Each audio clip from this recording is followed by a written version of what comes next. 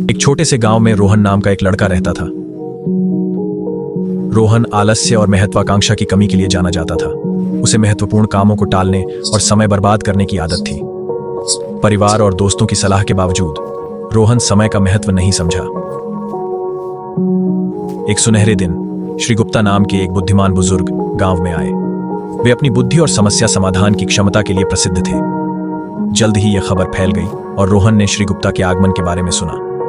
जिज्ञासावश उसने बुजुर्ग से मार्गदर्शन लेने का निर्णय लिया। रोहन श्री गुप्ता के पास गया, जो एक विशाल बरगद के नीचे बैठे थे।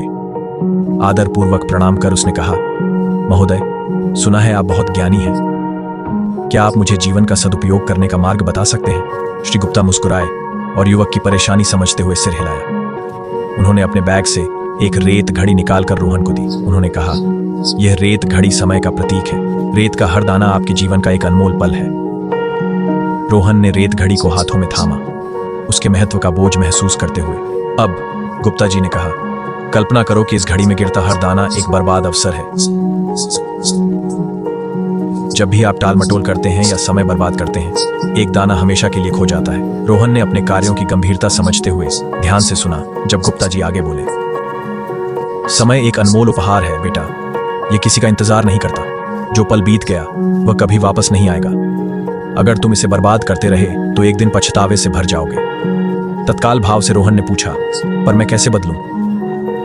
मैं समय का मूल्य कैसे समझूं और इसका सही उपयोग? श्री गुप्ता ने प्यार से मुस्कुराते हुए कहा, यह छोटे कदमों से शुरू होता है। उन्होंने कहा, लक्ष्य तय करो और कामों को प्राथमिकता दो। उन्हें छोटे हिस्सों में बांटो और एक एक करके पूरा करो। समय का प्रभावी प्रबंधन सीखो। याद रखो, सफलता उन्हें मिलती है जो समय का मूल्य समझते हैं। रोहन ने बूढ़े की सलाह मानी और अपने तरीके बदलने का फैसला किया। उसने दिनचर्या व्यवस्थित करके हर काम के लिए समय निर्धारित किया। उसने ध्यान भटकाने वाली चीजें हटाईं और काम पर ध्यान केंद्रित किया। धीरे धीरे रोहन ने अपने जीवन में सकारात्मक बदलाव देखा। दिन हफ्तों में और हफ्ते महीनों में बदल गए। रोहन के नए समर्पण और अनुशासन का फल मिला। उसने वो काम पूरे किए जो वह वर्षों से टाल रहा था। उसने अपने शौक अपनाए और छिपी प्रतिभाएं खोजी। गांव वालों ने रोहन में आए अद्भुत बदलाव पर आश्चर्य किया। समय के साथ रोहन ने जाना कि समय की शक्ति रिश्तों को पोषित करने में है। उसने परिवार और दोस्तों के साथ अच्छा वक्त बिताया, पलों का आनंद लिया। वह समझ गया कि समय सीमित है, प्रियजनों के साथ हर पल अनमोल है। साल बीते और रोहन बूढ़ा हो गया। उनके गांव ने उनकी उपलब्धियों और समय के सही इस्तेमाल के लिए उन्हें सम्मानित किया। उन्होंने युवाओं से अपनी कहानी साझा की, हर पल का महत्व समझने और जीवन का पूरा लाभ उठाने की सलाह दी। रोहन की कहानी दूर दूर तक फैली, लोगों को समय के साथ अपने रिश्ते पर फिर से सोचने को प्रेरित किया।